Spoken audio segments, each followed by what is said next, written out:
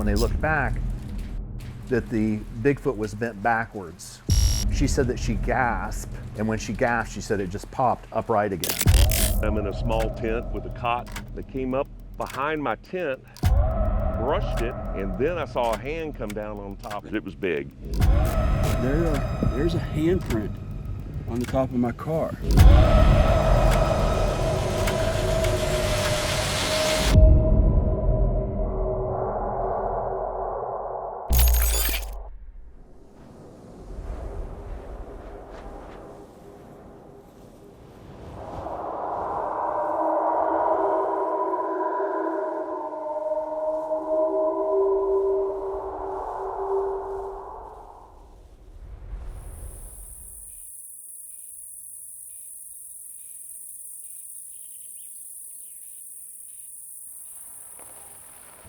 Well, we're on Camp 70 Road, right outside of, well, I guess, I don't say outside of Davis, but right here in the middle of Davis. Middle of Davis. Middle of Davis, and near outside of Blackwater Falls.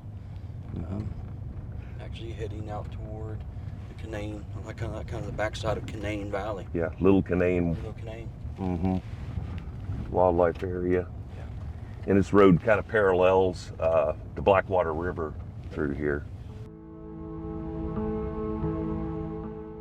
There's definitely a history of sightings. In the 1960s, there was an actual report taken, and I believe it was shared with John Keel, believe it or not, actually over near the Blackwater Falls and over in the canyon area. It's actually got it become known by some people as a canyon monster. There was a group of young men that were camping over in that area. One of the gentlemen was outside, or out on the edge of the wood line, collecting firewood, and he heard a strange noise, and then he felt a poke, I guess in his ribs or in his back. He turned around, and he was, I can't say face to face because he said it was like 8 feet tall, but he was looking at this thing with long shaggy hair, black in color, and the strange feature about it, they said it had eyes that shone like balls of fire. Wow. So that got to be known, in the 60s, I guess, as a Canaan monster. There was other sightings supposedly in the Parsons area and up here near Davis and Thomas.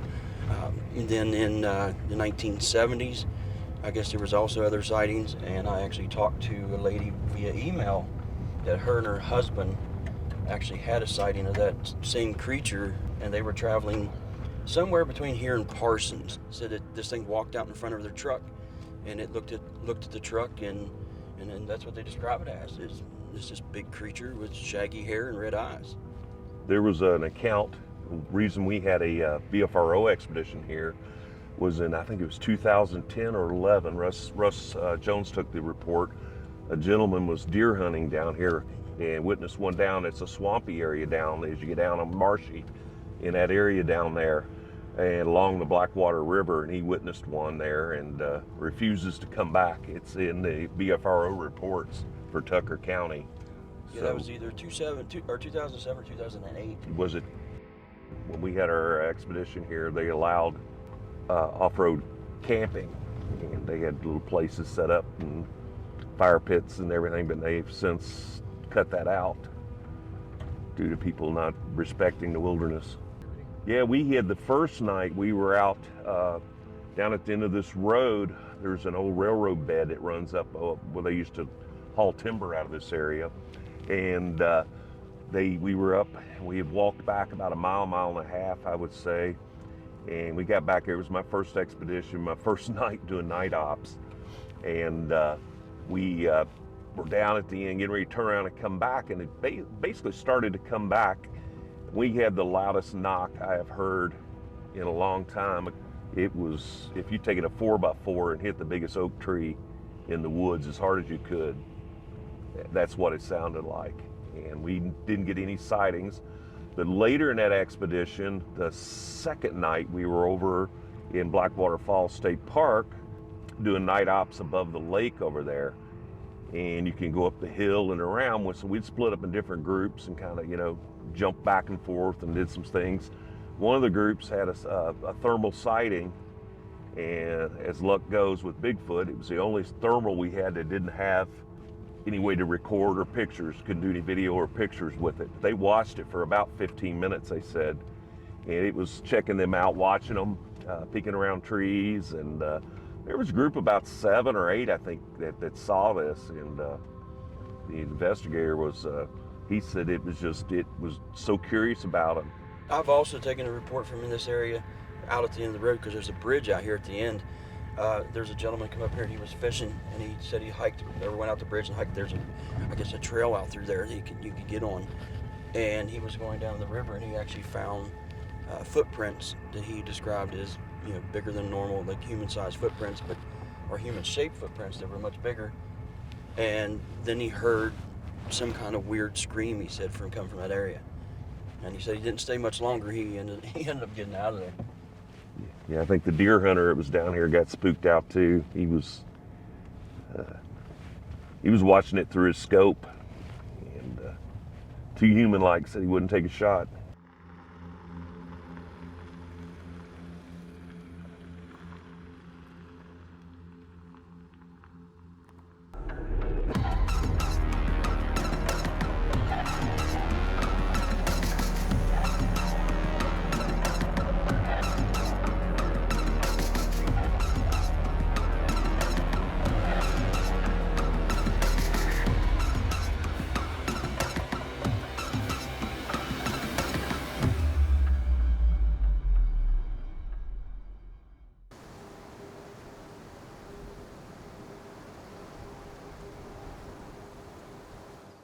In the Old Testament, it was the Promised Land, a land flowing with milk and honey, the land of Canaan, a place acquired in pain and suffering and sacrifice. Thousands of years later, halfway around the world, the name would be repurposed. An upland valley in northeastern West Virginia would be christened Canaan. Nearly everything about this naming is now shrouded in mystery, including whether it intends to recall biblical history and how its pronunciation came about. The ambiguity is appropriate, for things happen in the Canaan Valley that have no direct explanation. Located within the Allegheny mountain range, the Canaan Valley stretches for 13 miles, bounded by Cabin Mountain to the east and Canaan Mountain to the west. The flat valley floor, 3 to 5 miles wide in most places, claims between 25 and 30,000 acres of Tucker County, and its average elevation of 3,200 feet above sea level makes it the highest such valley east of the Mississippi. This elevation creates a unique climate for the valley, both cooler and more humid than lower altitudes in the same region, with a shorter growing season than Fairbanks, Alaska, and a preponderance of peat bogs or muskeg, often associated with Alaska and western Canada. The wetlands of the Canaan Valley hold a significant amount of rain and snowfall, releasing the moisture in the form of the Blackwater River at its southern end. Hemlock and spruce trees give the river its distinctive color, which leaves the valley between Canaan and Brown Mountains, forming the falls of the Blackwater. 28 miles southeast of the falls, on the other side of Timberline Mountain, lies the Dolly Sods Wilderness. Named after a grazing area for sheep, Dolly Sods is known for its breathtaking views, rocky plains, and of course, its muskeg bogs. Comprising nearly 18,000 acres of the Allegheny Plateau, the area was once used for military drills during World War II, and many artillery and mortar shells, some of them live, still exist. In spite of, or perhaps because of, the potential danger, Dolly Sods is the most popular wilderness in the Mountain State. Nearly 50 miles of trails exist within its borders, granting extensive opportunities for encounters with things natural and unnatural. Between the mean elevation, the climate, and the resulting flora and fauna, researchers like Russ Jones have suggested that this part of West Virginia is ideal Sasquatch habitat. Sighting reports from this region appear to support the assertion. As far as the discovery of hidden animals is concerned, what promise does the Canaan Valley hold? My name's Les O'Dell. I'm the founder of West Virginia Cryptids and Strange Encounters. My introduction to Bigfoot didn't happen like a lot of other folks did. You know, they had a sighting or anything like that, or watching a show years ago in search of, which I did watch that, but I basically started out as a paranormal investigator. And that led into my son and I, my oldest son, we talked about wanting to do something in West Virginia where people can share their encounters, whether it was Bigfoot, ghosts, UFOs, whatever, anything strange. And then it eventually turned solely, not necessarily completely, but a majority of it became Bigfoot. You know, people calling, talking to me, telling me they had an encounter, and I'd take the reports. And then eventually people say, hey, can you come check out my property? And I'd go check out the property, or they say they had an encounter in this area, and we'd go to that area and check it out. And that started, this is the 6th year that we've been doing that. My name's Larry Sidwell. I'm a BFRO investigator. I've been since 2013, so I'm 10 years this year. I've been on about 35 expeditions, both private and BFRO. I'm a member of another group called East Coast Expeditions, which is mainly BFRO members, and we decided to do some stuff on our own. So they're basically private expeditions that, we'll look at a place, maybe, do a scouting where we go, wow, there's been some reports in this area, so we really like to check it out. So we're going to check out some areas. Les joined us on one of them. We were down at a place called Laurel Fork Campgrounds in Randolph County doing this area, but we go all over Virginia, Tennessee, Georgia, everything east of the Mississippi, anyone's eligible to be a member of the East Coast Expedition. But at BFRO, I've been an investigator. Like I said, 10 years. I'll be leading my first expedition this year for the BFRO. I've been on great expeditions. I've been on some, that you don't have a lot of things, but for various whoops and knocks expeditions. So I paid to go on my first one in 2012. Russ Jones and Darren Pavarnik were the leaders, and I've been going ever since.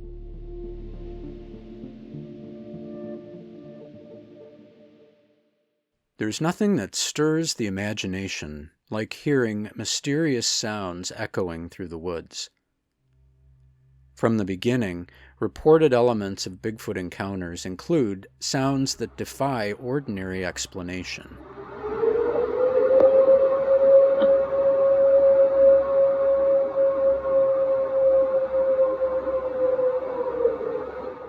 Everything from howls and screams, wood knocks, and rock clacking have been, after a lengthy process of elimination, attributed to Sasquatch as a potential source.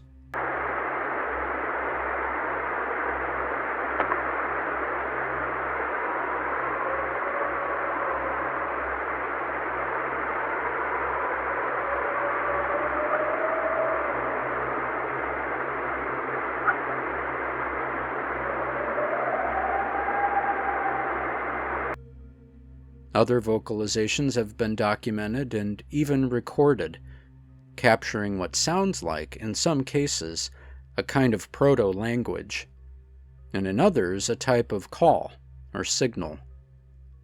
A classic example of the latter category is the recording referred to as the Ohio howl, so named because it was obtained in Ohio's Columbiana County.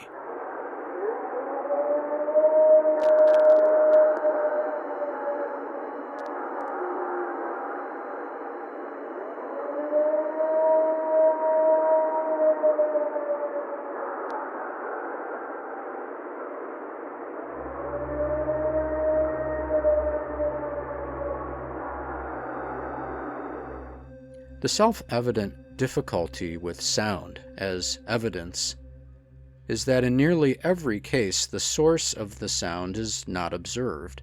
That leaves the door open for misidentification of the noises being heard.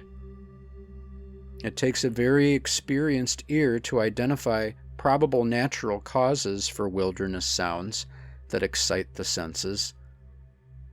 Mountain lions, elk, coyote, birds, and normal tree falls account for much of what is heard in the forest. However, that leaves a small percentage of sounds with a signature or range with no known referent. In other words, an unknown source.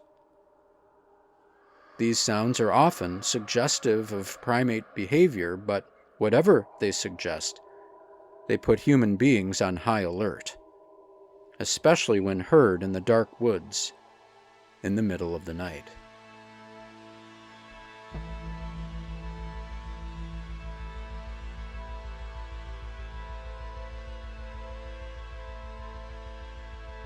All right, Larry, we're in the area where you had your experience. Yes, experience.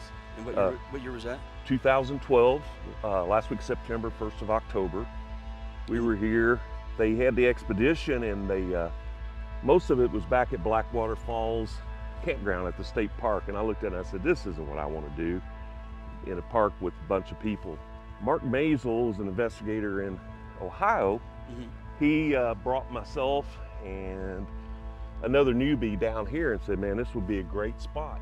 Okay. He said, this is a good spot. He said, there's been a lot of activity up and down this road, and it's remote, but it's not too remote. Right. And so the fire pit's still where it used to be. We had tents. We had another guy that we moved down here from up the road that thought something had been in his tent during the day. You know, it was fall, start of fall, the trees had changed, starting to get color. So the last night we'd been over at the state park, and we'd hiked back to the gorge. That's over Blackwater Falls. Yeah, Blackwater Falls State Park. So we got back, and Monongahela, that does a lot of the Bigfoot audio for the BFRO, was going to do call blasting down here at the end of the road. So we went down there with him. He call blasted for about an hour. We got no responses, nothing happened. And he said, you know, I may have stirred something up. All you guys camped along this road here may want to keep your eyes open tonight and stuff. I was like, you know, nothing. This last night, I guess it was about 2:30 when everybody decided to go to bed. Right. So I don't go to sleep real easy, especially when I'm in a small tent with a cot. And so I got in it. My legs were aching. I was tired. It was about 3:30 in the morning. I heard everybody around me start snoring. Everything's going good. And then down here, like I said, my tent was right in here. Okay. Was right in here. And the fire pit, like I said, that was the main one then. This wasn't here. And you got another little tributary stream that comes down here. It runs into the river. And my tent was right here. I was in it. I heard something crossing the river. What was the river like at that time? It was much lower. It was there was hardly any water at all in it. It was almost dry. It was the end of September, which September's kind of the dry month around here. And there was hardly any water at all. It was easy just to walk across. And a little bit of water, maybe 3 to 6 inches, and a lot of rocks down there. So I heard it cross. I almost say it, I'd say them. I think there was more, I know there was more than one. I heard them cross, and I was like, man, I hope it's, so what is that? I said, doesn't sound like deer. It sounds a lot heavier. I'm sitting there listening. All of a sudden I heard it come up, and I heard them come up behind, up this trail from the river, and I heard a grunt, like a roar. Right here, I said, oh crap, I hope it's not a bear. Right. And so we were sitting there, and it came up. They came up behind my tent and brushed it, and then I saw a hand come down on top. Well, I'm gonna say a hand. You can see. I could see the outline of the fingers. It was big, and it pushed down. And I was really scared at that time. I was like nervous. And here I am, my first expedition. I go, God, this is crazy. Nobody's gonna believe me. Right. And so we came up, and then it pulled around camp, like in the camp Over here we had picnic tables and stuff set up with a lot of cookware and things on them, because we've been cooking our own breakfast and stuff every day. Right. And it was messing around. Then they started kind of chattering. And the one, I think the smaller one, was kind of like the Sierra sounds, but not quite. It was just more of a, it made no sense, any of what they were doing. And this went on for, it seemed like forever, because I was scared to death. I got scared. My truck is parked where it is right now. That expedition when we was parked right there. I picked up my keys. I didn't have a gun, anything to protect myself, nothing. So I picked up my keys and I said, if things get crazy here, I'm gonna hit the emergency alarm on my truck and sound the horns and wake everybody else up. But during all of this, they all slept. They were all snoring away. And I think that's the reason it came into camp, is it heard us snoring. But you know, during that weekend, we had looked across the river over here, and there's a lot of trails back there for mountain bikes. This is a huge mountain bike area. We saw some brown things over we couldn't explain. We just saw maybe it's weeds or whatever. And that had went on a couple of days. But then this happened the last night, and you know, it lingered around camp. They finally left. I don't know if this is good for the thing. I had to go to the bathroom. I was too scared to go out and go to the bathroom. That's how scared I was.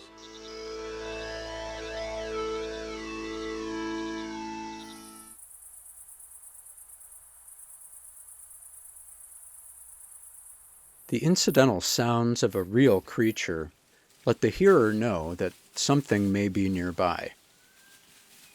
A vocalization of some sort makes it unmistakable. And these are the sounds that have received the most attention with regard to the search for Sasquatch. For as long as cases have been collected, witnesses have reported strange screams emanating from shadowy swamps, disturbingly compared to a woman being murdered. Other noises include the equally unsettling sound of a baby crying or children at play in places where no parent would willingly take a child.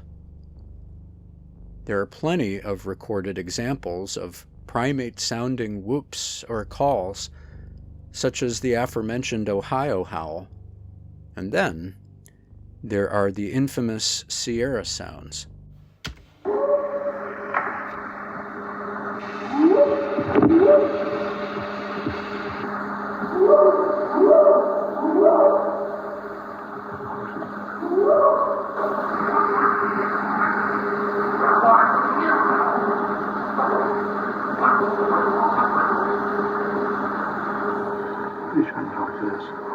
In the 1970s, newspaper reporter Alan Berry got wind of a story about Bigfoot encounters taking place in the High Sierras, and was eventually invited to the hunting camp to see for himself.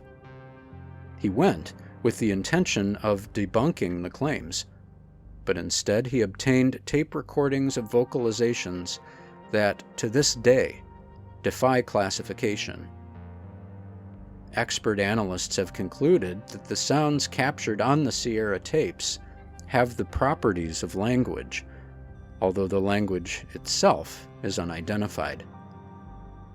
One of the hunters in the camp, named Ron Moorhead, can even be heard interacting in a vocal exchange with whatever was outside their blind, which was apparently trying to communicate.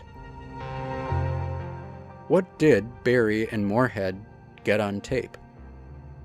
Did they inadvertently preserve the language of Sierra Sasquatch? And do such beings still call the forests of North America home?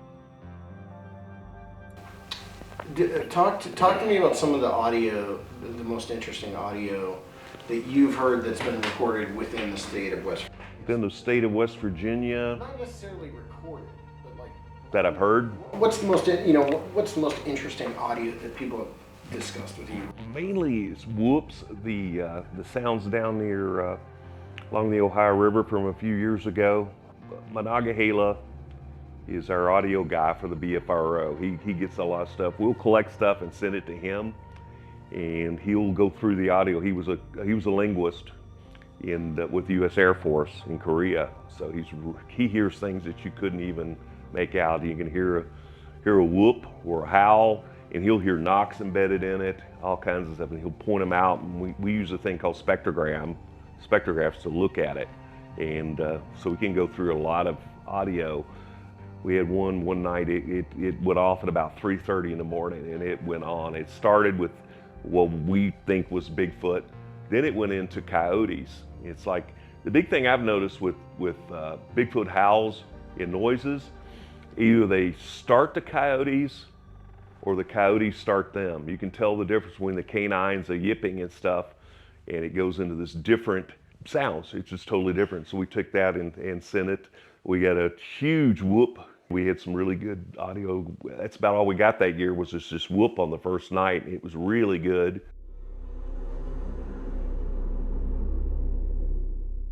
What is pretty common for people to encounter audio-wise or audibly? Well, yeah, everybody knows about the whoops. You know, you get the whoops and the big long howls. That's probably what's most commonly attributed to Bigfoot.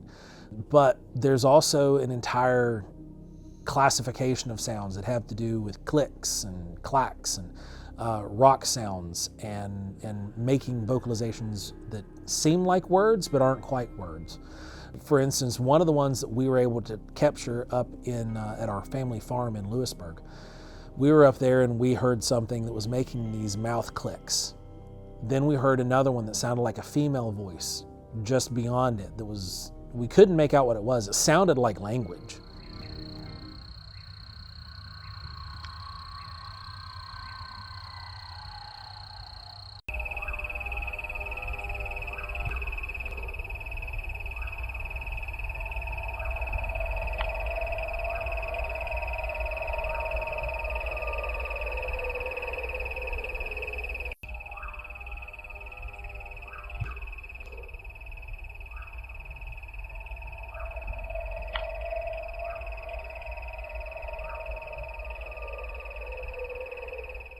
It sounded like something trying to communicate with another, just like you and I are talking. It sounded like that, like a communication between two different individuals. One was up on a ridge making some noises, and the other was down in a lower end of brush making noises. And it just continued for over an hour. And those vocalizations were very, very odd. And I know the exact date of this. This is the day that I actually had to accept that Bigfoot or something like Bigfoot is real. And that would have been when we were up at his farm, and that was August 21st. We were just relaxing. We had just came back from out here, actually. We had come off the investigation, when all of a sudden, you know, we start hearing these sounds down in the valley. Hear that? What was that? You heard it? I have it recording, but I doubt if we got it. Hear that? Hear that?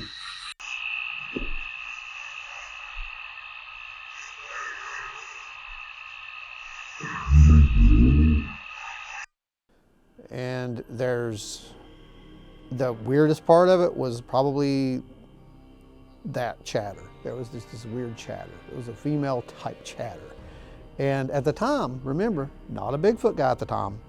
I was not familiar with the Sierra sounds and all that. And then after the sounds, we walked around to the back because the light kept coming on and going off. It was a motion sensor light. And so we wanted to go check that out. And we go over into the field. We found out that the light gets tripped. As we kind of figured that out, we're like, well, something was out here. All right, so we go back around. We're getting back out of the field now, and we're going back to the house. And at that point, Joe's like, well, I'm gonna make one more sweep. So he takes his light, and he sweeps it across the field. And as he does that, I see this huge shadow thing. It's there, and it goes down. As the light comes around, it just goes right down with it. And I flipped out. I grabbed the light and started trying to recreate it because I don't believe what I just saw. You know, I still can't really believe what I saw. It's like I still try to figure out, you know, was that light and shadow? I know it wasn't light and shadow because what happened next, light and shadow doesn't do. I look over at Joe and he's like, we gotta go right now. I'm like, what's going on, you know? He's like, we gotta go.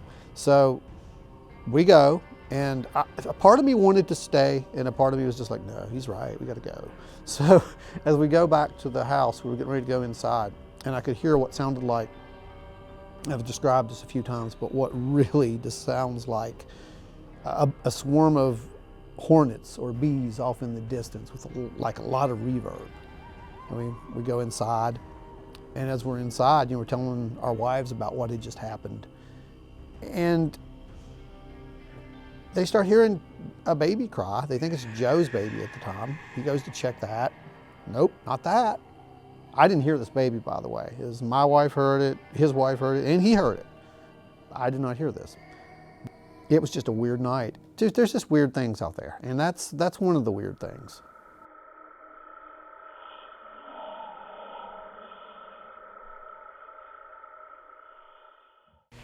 What's the most memorable thing that's happened to you when you were researching? A number of times, I've heard the wood knocks, found tracks that were fresh and things like that. But I remember at one time in particular, I was walking up this hollow, and it was a dead-end park road, and there was snow on the ground. It snowed 2 weeks ago, so no other tracks. So I was the first person up there. I'm off trail, and I'm walking, and as I'm walking, I'm looking, and there is clear cuts on both sides that are about 10 years old. You can just tell by how they look. And I'm watching the deer sign, which is consistent with what you see. But then when I looked at the head of the hollow, all of a sudden the deer sign disappeared. And I'm looking around, I'm thinking, that's weird, it should be about the same. I thought, I'm just gonna drop a camera here. A couple hollows came together, looks like a good spot. I'm putting a camera up, and I hear a very loud wood knock. Shade, turns around, looks up the hollow where it came from. It was maybe 100 yards from us. I said, that's where we're going, bub. So I dropped that camera. Usually I'm having them slung over my shoulder. We walk up there maybe another quarter mile or so, and there's another little hollow comes down. I thought, if I can just drop one here quick. And I was putting it up, and I heard a very, very loud wood knock that, it was a stone's throw from me, but it was just where I couldn't see. And then after that, then I heard the samurai chatter that people talk about, that it just sounds like somebody's talking in the woods. And it made me feel like that I was getting a little close to the family group. I had about 45 minutes of daylight left. And I thought, we're walking out of here, Shade. And it was interesting, him and I were leaving. I could tell the way that he was smelling around, that I thought, I think one crossed here after us. So we go back there. That's the place I was telling you about. That was February 3rd when that happened a couple years ago. And I'm back in there every time each year trying to get some action. I went in there last year, dropped 7 cameras just in that one area, trying to be prepared for when they happen to come through. What's the most memorable thing that's happened to you guys while you were on an investigation or research? You can take one out. While we were at, I can't remember the year, Beaver Creek State Park, we did a... 2014. And that evening, after everyone had gone to bed in the camp, it was quiet. Me, Brian, Dave, and Carrie were still up around the fire. It was about 2 o'clock, and we were getting ready to head for our tents. And we heard what sounded like the Ohio howl. Like the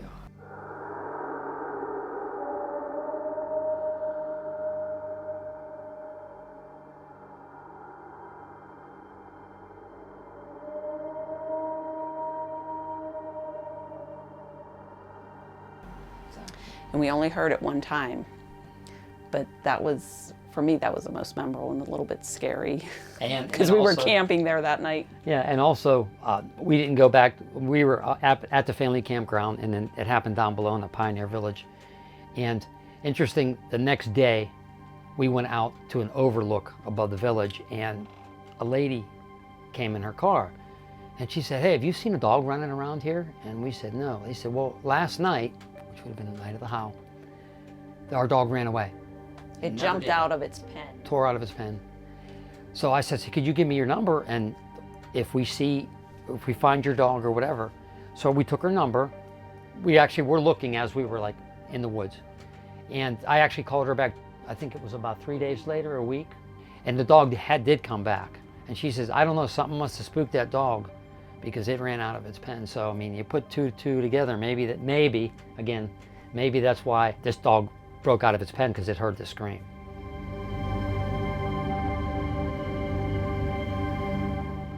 My best audio here was in the 2012 year expedition here. I got some stuff down Camp 70 Road, down toward the end, that we went back in there, back off trail, and myself and another investigator, Kevin Zork, put some long duration recorders out. And I got back and I heard a lot of knocks on the audio. Knocks seemed to be really prevalent around here. Some other stuff that was suspect, we couldn't rule out canine.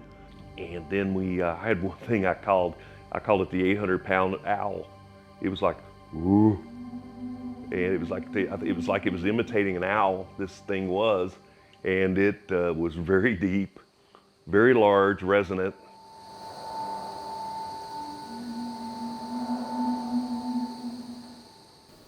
What's the most memorable thing that's happened to you in the field? Probably the most memorable thing is right here, right, a mile up the road or so, on Canaan Loop Road here outside Davis. My son was there, his friend and a friend of mine we were camping, and that was what we were doing, seeing what we can hear or check out. And my son I was there the day before, and then my buddy come in, and then my son, as he was coming in, found an old pine tree that somebody had cut down along the road that was in their yard. And they cut it up and they put it out for free firewood. And he stopped and he picked it up and he brought it to camp. He stood there for like 2 hours and beat on that pine with an axe to split it. And we all sat down around the fire, just hanging out. Didn't even have anything, wasn't even thinking about having anything going, any kind of recorders or anything. We were just hanging out. And we hear this howl. It just is long and drawn out.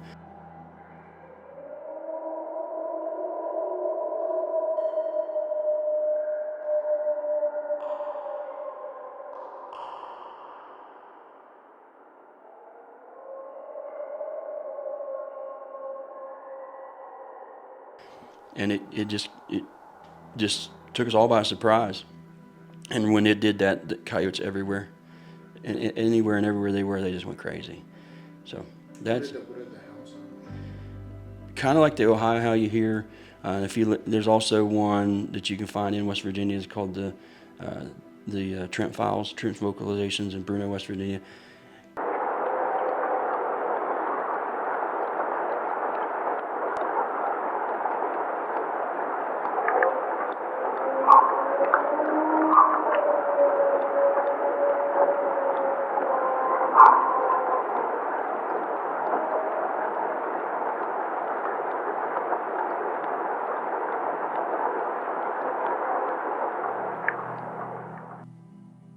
Kind of like that, but it was a little louder than what those are.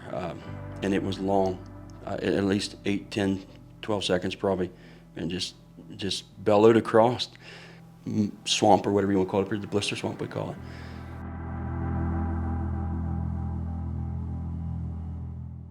The most terrifying encounter was definitely the one here on the banks of the river. On the Blackwater River there on Camp 70 Road. And the other one was in Mammoth Cave.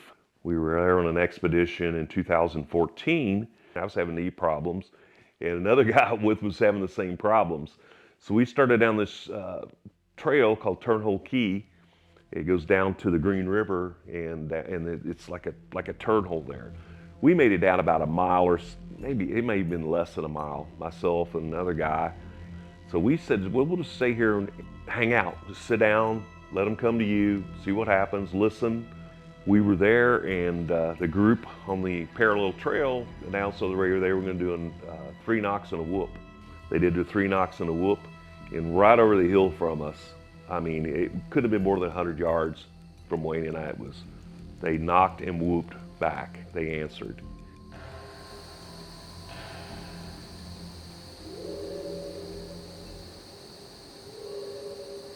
And this went on for quite a while.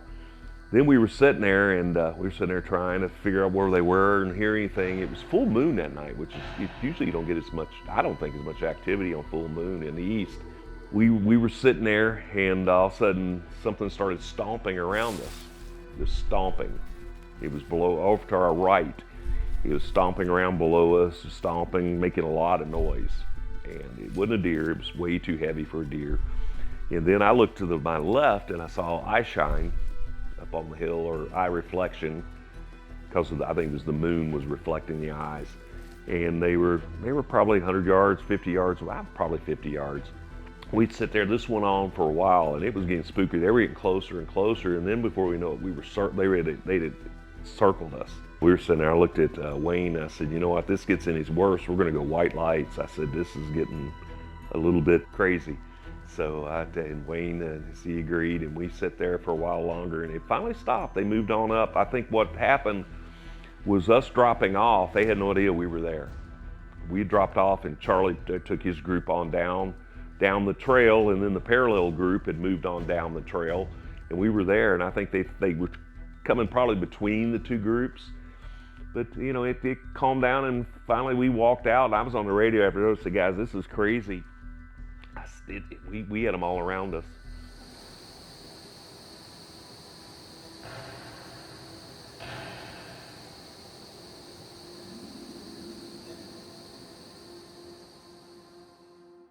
Those who spend time in the outdoors learn to recognize the sounds of a given location, and those sounds have their own stories to tell. A breeze that intensifies can warn of an impending storm. Rushing water indicates there are rapids ahead, and the distinctive rhythm of footfalls tells of someone approaching camp. It stands to reason that if a Sasquatch was working its way through the woods, it too would generate auditory markers unique to its physiology and behavior. This cause and effect has been noted in a vast number of documented reports, often commenting on the massive weight of a bipedal entity as interpreted by the sound of each foot impacting the forest floor, or making a comparison between something enormous moving through the underbrush and the sound of heavy machinery. Another sound that has come to be associated with Sasquatch is often called wood knocking, which, as the term suggests, describes the popping noise created by wood striking wood.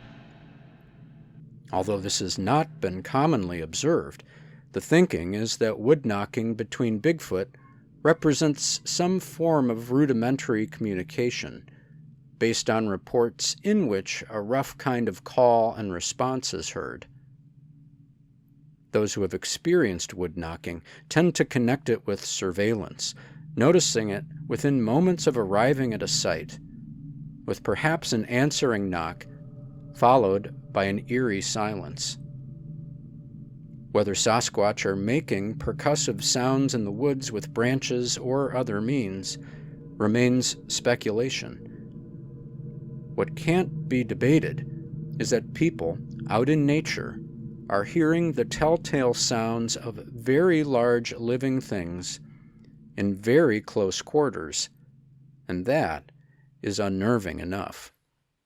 The only thing that kind of unnerved me was the last time I remember we were all up here. You were staying at Blackwater Falls, and I stayed on Canaan Loop Road, and I actually put that recorder outside my van. It was only like 50 feet from my van where I was sleeping in the van, and I would listen to, I had 3 hours worth of recording, and I forget how far I got into it, and I started hearing, because it's a gravel road, and then there's all these little pines around. And I'm sitting in where I was parked was actually on the right-of-way because I was watching the right-of-way, and I put that recorder at the end of the right-of-way. And I just, for about 3 or 4 minutes, I started hearing as like someone was going along these pine trees and breaking the sticks off of them, like I would do if I'm going to start a fire, or something like that. And I kept doing it over and over and over.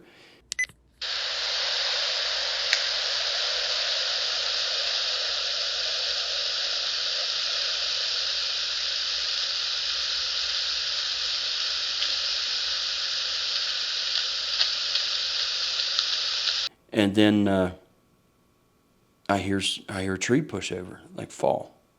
Like you hear it crash.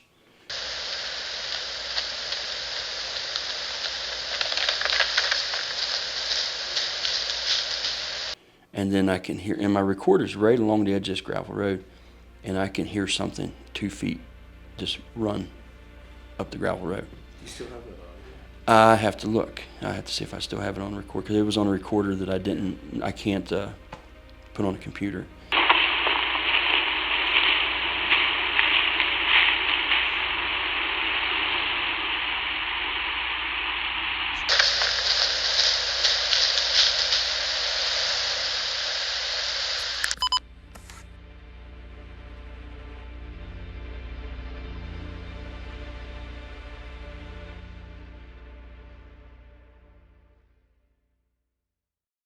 Yeah, here in West Virginia, the newest national park is the new River Gorge National Park.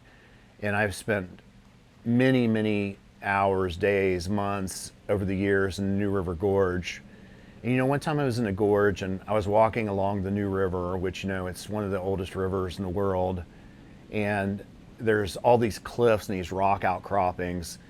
And who I was with, I was pointing out this one cliff, and I said, you see how that overhangs? A lot of times we would believe that they would have, some type of sentinel animal would be up there kind of watching the area while maybe the family group is feeding somewhere on the mountainside. When we got close to that cliff, I heard this boom, boom. As soon as I heard, I recognized the wood knock, and I asked her, I'm like, did you hear that? And she said, yeah. And I'm like, listen, so we heard 4 of them over about 20 seconds. And she said, what do you think that is? And we're across the river, so, we're a couple hundred yards from them. So I said, well, maybe they saw us, or it saw us, or whatever it was saw us. But then about 20 seconds later, here comes these 4-wheelers in a place they're not supposed to be, down in this bottom. So in my mind, whatever it was up there watching, heard those a long time before me and was just warning the other ones, where something was around. So I don't know, week, 2 weeks, couple weeks later, I go up to that same place. So I park in a place where I can walk to that area. As soon as I walk out to where I'm below that cliff, boom, boom, boom, boom. To me, it meant, oh my God, somebody's right here now, as opposed to the other one was more like, hey, somebody's around kind of thing. So I get up on this mountainside just to get, I try to take pictures of it all the time and how steep parts of West Virginia are, and it's just hard to fathom. But to get to that one mountain, to get up it, it's probably a couple of hours. And you don't really want to do it when it's warm. It's snaky. There's a lot of rocks around, snakes are out everywhere. And so when I got up just to the base of the cliff, there was a mine. And I thought, what a perfect place. Something can stay up here if the weather's bad. There's water coming out of the mine. And they could see me or whatever.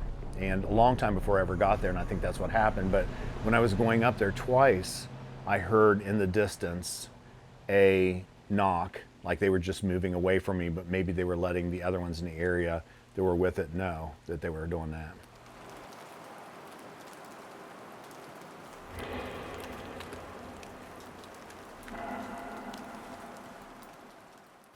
Two years ago, maybe 3.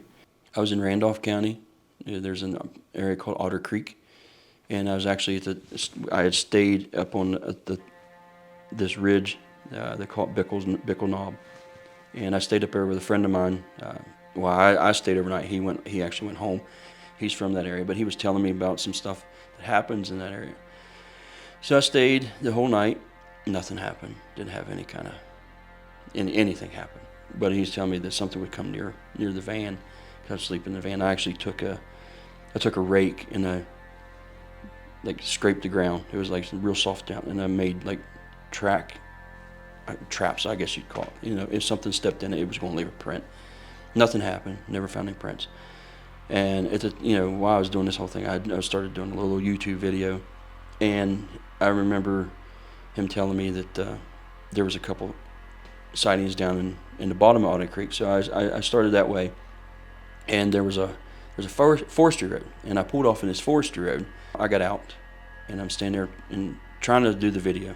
And when I start the third time, I hear, if you listen to the video, it sounds like a woodpecker, but it had a cadence to it. It sounds like Morse code. And when I'm hearing it, it just didn't sound normal. So I was like, okay, that's pretty cool. So I got in the back of my van, and I got my stuff. And I didn't know what I was going to run into, so I put my gun on as well, started up the trail, and I'm looking at any soft spot I can find, anything. Couldn't find anything, but I get to this one area, and I'm on the video, and you'll see in the videos.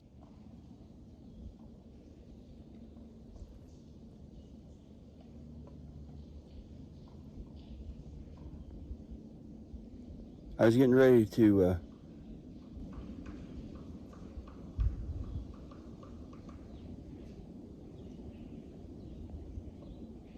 say I haven't found anything.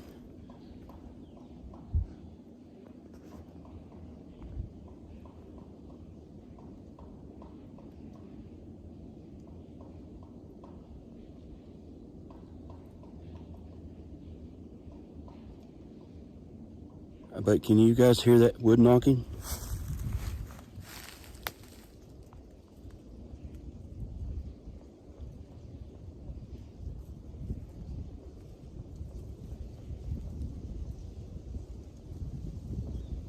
I don't know if I can switch the camera around to point it in that direction.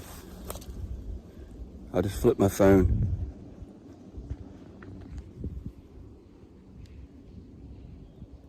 It was coming from that area over there. Boy, I hope that picked up.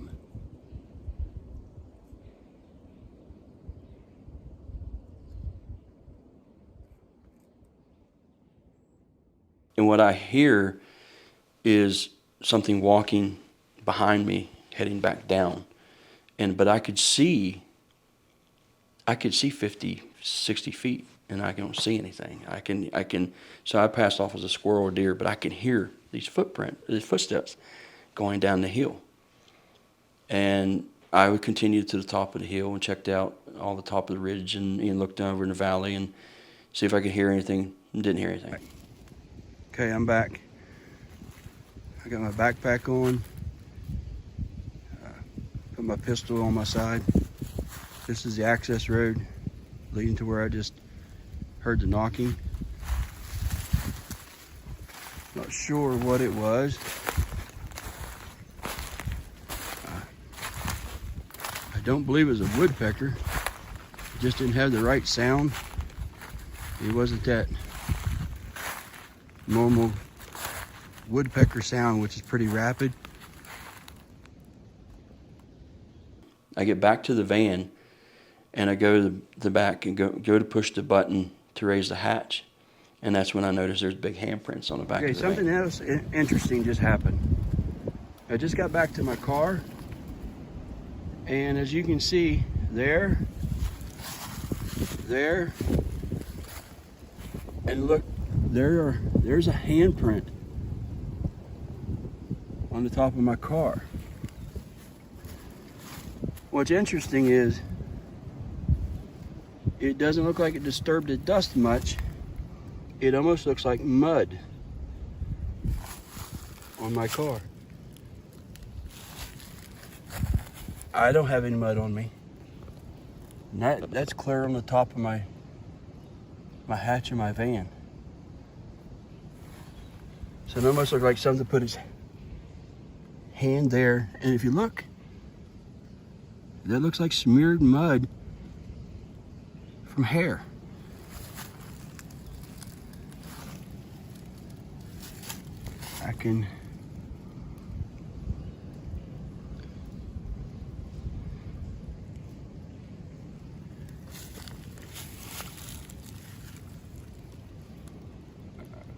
I'm a little baffled by this, because you can see where I touched earlier, putting my hatch back down.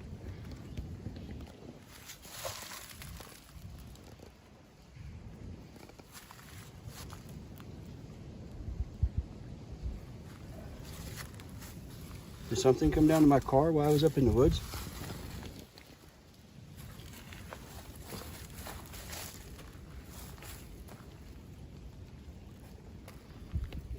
I mean, I can't tell any footprints. I've been walking around there.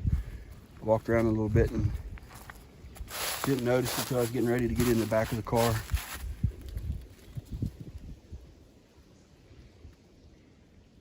There's one like where the hatch comes down off the roof. There's one up here. There's one down here where the windshield, the wiper is, and it almost looks like, because the road was real dusty, so the back of the van's real dusty, and it looked like whatever touched the van was wet.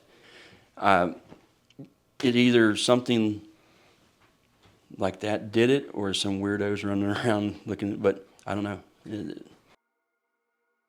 Earlier this year, I took a very scary report. It left me troubled for a couple days after I took the report, and I was in the woods the next day. And I promise you that I was much more careful in the woods watching than I was prior to that report because of, what had happened. And it was two girls that had went after they had graduated. Before they left for college in 3 weeks, they were just going to go into the woods, and a day later, a couple of their friends were going to come, and they were going to go camping. And they were in this big state forest up on top of this mountain, and they had walked into this camping spot. And when they walked in, every time they walked in, they'd hear this bang. And they thought, somebody was in the woods or somebody was doing something. They yelled out and they didn't hear anything. And the girls were passing each other back and forth carrying stuff, like a 10 or 15 minute walk to get their stuff. And when they got done, they were saying, "Did you hear that banging sound still?" And they're like, "Yeah." Well, the night passed and nothing happened. They didn't hear anything. And the next day they were going to walk to these falls, which is about a 3-hour walk away. And they were laughing and joking all the way to the falls, and they ate their lunch there, and they were coming back. And as they were coming back, one of the girls' earrings had fallen off. And so she said, it's really the first time that they were quiet the whole trip. They were laughing, but for about 20 minutes they were looking for the stem of that earring, and they just couldn't find it. Well, they heard this noise, like something laughing, and they both thought that somebody was making fun of them. And so they heard it again a few minutes later, and the girl said, "It's the people showing up for the next day. They showed up early and they're trying to scare us. They're coming out here." Well, where they were on this path, it was about 40 feet to a creek, and they couldn't see it because of all these thick rhododendron bushes. So they kind of went through the bushes a little bit. They could hear something in the creek over there, but they couldn't see it, and they're sneaking along. And when they stepped out into the creek into full view, she said that it was just like things exploded everywhere and all this motion, but standing right in front of them was an enormous Bigfoot. And she said that she wasn't even sure that it was real because it was standing perfectly still and not moving. And she heard a noise off to the right. They looked over there, couldn't see what it was. When they looked back, that the Bigfoot was bent backwards. She said Matrix-like. It was so bent back. And so she said that she gasped, and when she gasped, she said it just popped upright again. And then with the back of its hand against its chest, it went, "Mwah!" And that's when she's saying, just 10 feet away, she could see its mouth. And then it started walking very creepy backwards. And she said it would replace each foot directly behind each other. And she said it was almost like the foot was gripping the ground, which of course we would know as people that are interested in Bigfoot that, it has a flexible foot. It probably was doing that. And so one more time it went, "Mwah!" And then it stepped into the woods. And as soon as it stepped into those bushes and disappeared, all around them, these trees started falling, and the girls are screaming, their hands over their heads. They just thought that, the trees were going to come down on them. And eventually, the noise just went away from them. And the girl said to her friend, "Oh my God, what was it?" And the girl said it was a monster. And so she walked over. There was a little rock outcropping, and there was a bunch of crawdads that were laying up there. So apparently, she told me, she said, "I think we interrupted them."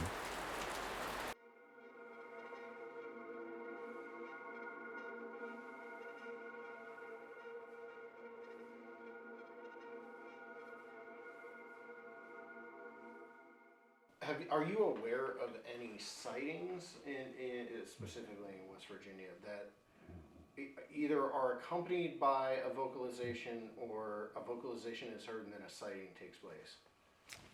I'm not aware of that. I haven't had any reports like that I've taken. Usually it's just the sighting, and sometimes there'll be knocks that preludes to the sighting. I think knocks are locators. They let each other know, or they're alarms and stuff. And I'm still on the fence whether ape or subhuman or something, and but it's a very great ape characteristic. I've never heard a wood knock it. If I did, I've passed it off, as something normal. Because even with like wood knocks, I'm on the fence about wood knocks. And people are like, well, you hear this, you hear this knocking sound. But I question, like, if I send you, say, Seth, go out in the woods. I'm going to stand right here. I'm going to send you in the woods in the dark. And I'll say, when you hear me blow this whistle, I want you to pick up a stick. I want you to hit the tree to get that right wood knock. You're not going to do it. One, you're going to pick up a piece of wood, it's probably rotten and punky. It's just going to break. Two, the wood, the knock you get is that real it's crisp, hollow. The bark on the tree is going to prevent that for the most part. So I don't know for sure if they do wood knocks or if they somehow do it physically with their body, whether it's mouth pops or whether it's something. But other than howls, that's the only thing I've heard. You get into the howls. We get responses a lot on whoops and knocks.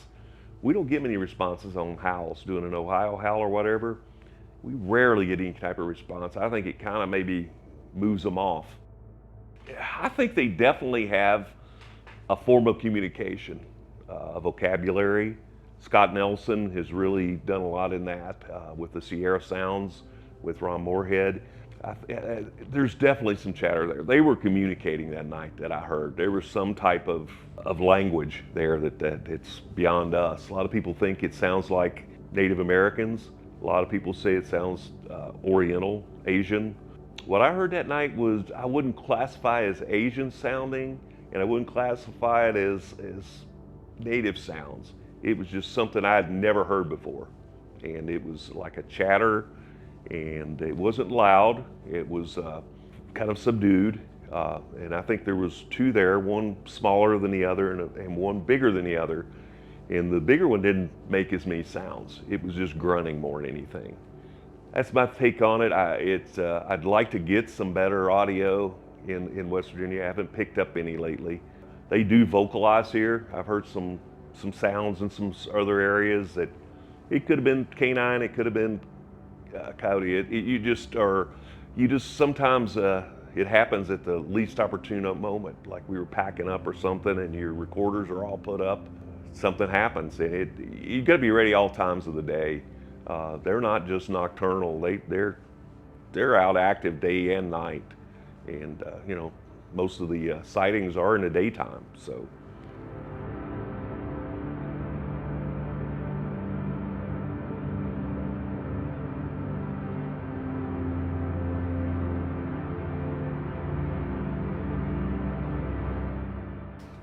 Oh, so there's another illustration too that my friend William Draginis, who had passed away, he had told me. He said, read Tom Brown's book, Way of the Scout. And he goes, that's Bigfoot. So I start reading, and we have it here somewhere. And he says, the way the Native American Indians, especially like the shamans and things like that, like Geronimo was one, the Indian chief. They said that he actually was able to avoid capture by the soldiers by interpreting bird sounds, bird distress sounds. Exactly. So when the cavalry would come riding in, before they come riding in, all these birds, they start chirping a different way, a different tune. He learned them, and he's like, we got to go. They're coming to get us. And he was able to avoid capture for a long period of time. But going back to the Tom Brown thing, he goes, you look at the way the Indians did it and how the Native Americans did it. He said that's what Bigfoot does. They watch. They'll watch you. They'll hide in your shadows. They'll do what you don't do. They learn your ways. People are pretty predictable, to be honest with you. Even when they're out in the woods, they do a certain thing. Well, hey, I can hide behind this tree up in the thing and they'll never see me. A lot of it makes sense. If you break a lot of the Bigfoot stuff down to your bear-based things like that, you're like, this is the behaviors that people say Bigfoot does. Not us. This is what eyewitnesses say that they do.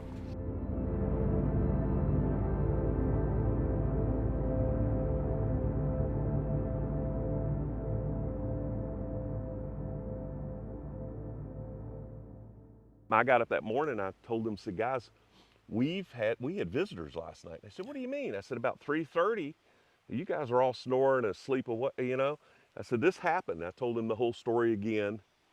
And they were all, wow, wow. So we started looking around for tracks, footprints. Right. And we went down here next to the river. And there was a little sandbar here at the time. It looks like it's still kind of here. Yeah, there's still a little bit You of a see where that's sandbar. kind of a natural fording area over Right. there. There were tracks in, or one track in here. In like this sandbar here? Yeah, it was like this. And there was a track right at the edge of the water, which we tried to cast. More up this way or It was right in here. right here? There was more soft stuff in here. Then I went back, called Russ Jones, who was the expedition leader, and told him what had happened.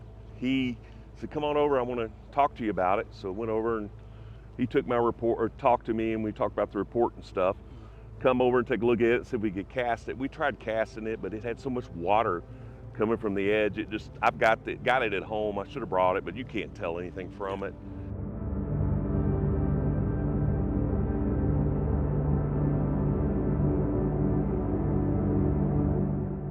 So about the, as far as like the chattering you heard, what there was a distinctive, you know, a tone between each one? One was dark, deeper and darker sounding, and the one was bright, very almost, that was Childish-like bass, or- more childish like, yeah. Like a kid whose voice hadn't changed yet. Okay. And that kind of sound, it was odd. But they, you know, like I said, they lingered around, moved some plates and stuff on the table. We had bacon out and they didn't bother it. We'd fry bacon and put it out kind of as bait. And that would definitely, you know, if it was a bear, it then took you. Oh, a bear would have Yeah. taken it. It would have ransacked camp. And when I talked to you before, you mentioned there was a tarp. Yeah, we had a tarp, a cold front that came through that day and that morning, and it came, and that was on Saturday morning. The cold front came through and it was blowing our fire and messing with it. We couldn't get it going, so we put a tarp, just a nylon tarp up behind it, strung it behind there with some string and rope, and they put it there to keep the, you know, so the fire would stay going. We did that, and I felt like it was touching those things. I felt like it was rolling them, the tarps, and just like you'd have to have an opposable thumb to roll it, and maybe investigating what it was, maybe checking it out, looking at it. I think it was just total curiosity what they were doing, and there have been a lot of other reports on this stretch of river. There was a campsite up here, down more to the east, that was just abandoned. I mean, the tent was still there, air mattresses were still there. I've seen that in this area. Yeah. One time was chairs, and you just wonder if something scared them off or what. Yeah, I've seen that a couple of times. And if something came in at night and scared them off, a lot of different. But I love this spot. Every time I come here, with my wife and I like to come here, I bring her back here, and I come down here to look for tracks every time I come back. And we come back and drive back all the way back Camp 70 Road back here to where it ends, where the bridge goes over into the Monongahela National Forest.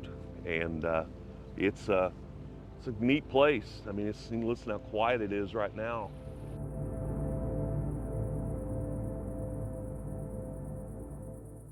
The Canaan Valley is a captivating location, with characteristics reminiscent of the great wild areas of the continent, while being little more than a 3-hour drive from Pittsburgh, Pennsylvania, and Washington, D.C.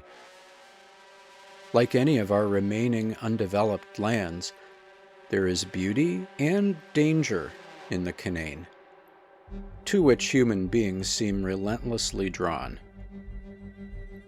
In the solitude of wilderness and woodland, sound takes on a dynamic quality, and every wood knock or heavy thump becomes part of a larger drama. When coupled with a plaintive cry or extended ape-like howl, the human mind connects the dots, envisioning what might be responsible, with a figure like Sasquatch being one picture that develops. It is certainly reasonable to suggest that many of the startling sounds encountered in northeastern West Virginia are of mundane origin and are simply unfamiliar to the witness.